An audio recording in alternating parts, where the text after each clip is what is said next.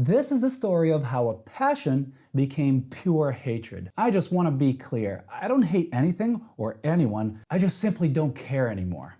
Am I evil? No, I'm not evil. I just call myself cynical. Throughout a decade, I developed a disgust, or more like hate, for aviation. In 2008, and I repeat, 2008, I began at that time an amazing adventure, the one to become a pilot. How wonderful would it be to fly high in the sky, command a metal beast, and wear that white, shiny, beautiful uniform? That was my lifelong dream. Years I've studied. Me, who have never been a good student, yet with a lot of enthusiasm and a lot of willpower, I embarked on a new adventure that brought me to the other side of the world. In a matter of months, I learned a new language that until then I spoke like Super Mario. After 2 years and hundreds of thousands of euros, I was done, ready to work. But it was 2010 and the aviation crisis was stronger than ever. For 4 years, I applied with no success.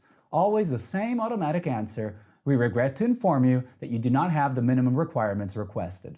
Of course I don't, you smartass, I just got my license. Bear in mind that applying for an airline as a pilot, it's not an easy task. Sending your resume isn't enough. You need a special pilot-tailored CV, a cover letter, a recommendation, if possible from a pilot. Now that's kind of hilarious. Tons of copies of documents and certificates. Then you need to fill out several online crap, and most likely you have to pass a math and logic test. Don't get me started if you were applying for Asian countries. That's even worse.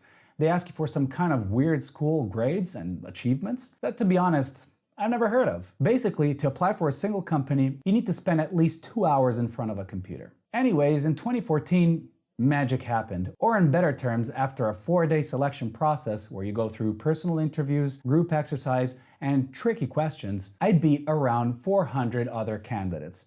And I got my first job in the aviation industry. But it wasn't as a pilot. All of a sudden, I was in Dubai, where for 4 years I worked as a cabin crew for Emirates. Now, I would like to apologize to all those people that I know back home who thought that I was working as a pilot there. I didn't lie for vanity, I was just tired of having to explain myself over and over and over again. In the next 4 years, I managed to attend several interviews. Every single time I had to pay for the flight to go to the destination where the interview was taking place. I had to pay for the hotel because most of the time the interview was split into 2 days. I had to pay for the food and for the taxi. I had to pay for the simulator to get ready for the interview. And sometimes I had to pay for the interview itself.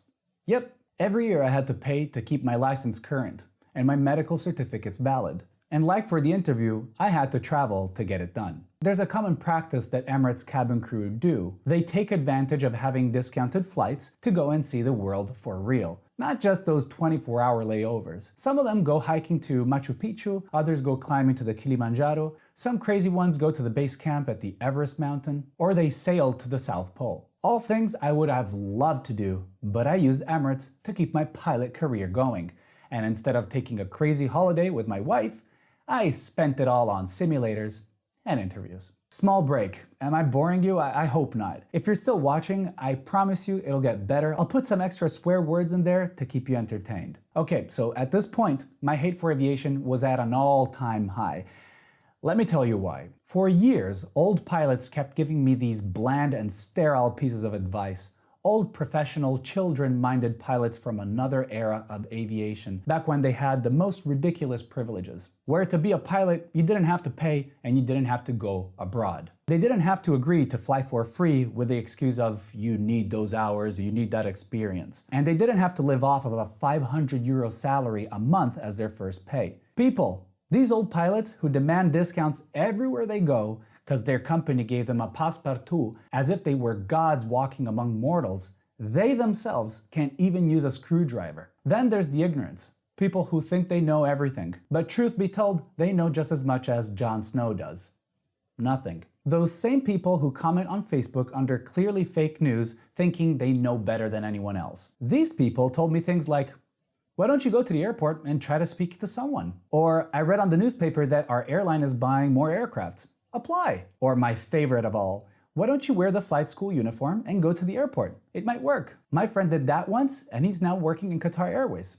I swear, I'm not kidding. And of course, the little Italian flight students, Those are my favorites. Freaking know-it-all, that fucking money suckers whose noses are so brown from all the farts they've been sniffing from their old grumpy instructors. Don't get me wrong, I do understand a bit of brown nosing when it comes to finding a job, but for the love of Christ, they're not gods. In Emirates, I met so many of them. My wife, who was a cabin crew too, for far more many years than me, can tell you even more horrific stories about them than myself.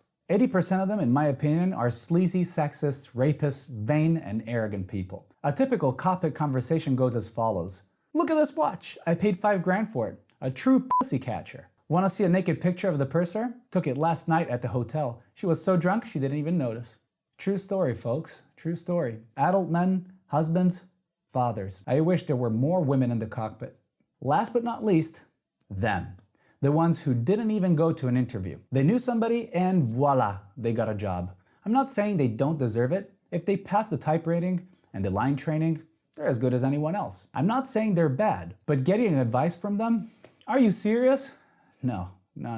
You didn't spend 12 years trying, you didn't have to go through a tough selection process. You missed one of the biggest and toughest parts every normal pilot goes through. So please, shut the f*** up. Living with a constant crippling feeling that your adult life still hasn't started yet. Living in a limbo of uncertainties. It's a feeling that you, with your secure job, maybe even close to your home, can't even comprehend. You most certainly can't understand what it means to see your friends making a life for themselves. A family, buying a car, and a house. While I struggle, get depressed, and cry while still spending money to keep the dream alive. In 2018, finally good news. I got a job. Had to pay for it basically, but I got it. I left Dubai, I left Emirates. This photo was taken on my last flight on the 28th of February 2020 in Vietnam, yet again on the other side of the world. I remember I brought pastries for everyone on board. It was my last flight in Vietnam, and I wanted to thank the crew with a good farewell before moving to my next airline in Poland. Little did I know that that was actually going to be my very last flight. Ever. Yeah, COVID happened. First, my roster got changed. Then, my contract. Then, my last salary, the one I worked for, never arrived. And eventually, 30% of it was retained to save the company when they actually gave it to me. Yep. To save their asses, they took money away from my salary, which I actually worked for. Eventually, the redundancy later arrived. It arrived on the same day me and my wife found out she was pregnant. What irony. You're probably asking yourself, if you hated it so much, why pursue it? True that.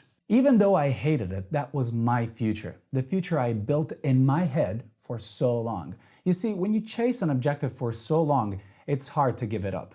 You just keep going, even if it hurts. Even if you fall or you fail, you just keep pushing yourself until you get it. And I can tell you that I'm proud of myself for achieving it. Hatred or not, the emptiness I had for years all out of a sudden disappeared when I became a pilot. That didn't last long, I know. It was stripped away from me right away. And my future projects I fought for more than a decade immediately vanished.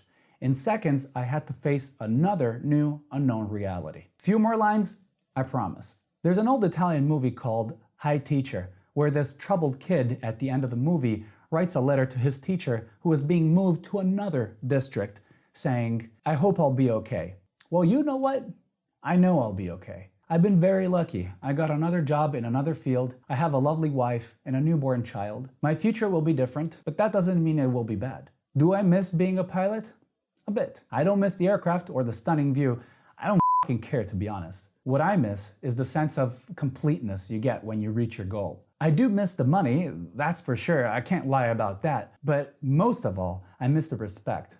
That respect that comes with a uniform. That respect that your colleagues have for you as a professional, even when you make a mistake. Sorry for the long video, and if there are any mistakes, I apologize. I'm not a writer. I'd like to share more about the awful things that happened to me throughout my aviation career, but maybe, and if you like, I'll do it on another future video. If you watched all of my boring video, I sincerely thank you, and if you'll want to share it, go ahead. For all those people who experienced a similar situation, even if not in the aviation industry, know that you have my sympathy. We have one life, and one life only. And it's way more important than a simple job. Giving up isn't a crime.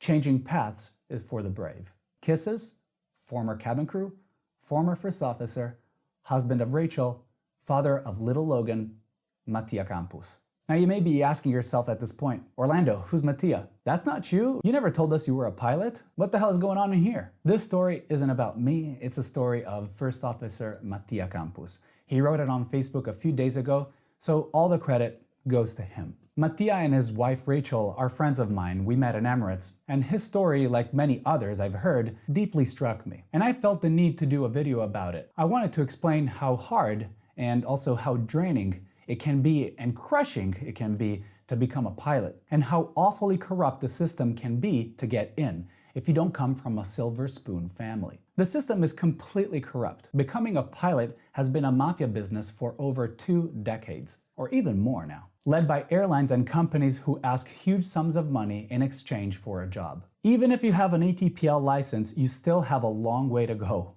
my friend. I hope this video raised some awareness on how hard it is to become a pilot, how corrupt the system is, and how much empathy we need to have for those people who share the same dream. Orlando, signing out. See you on the next one. Peace.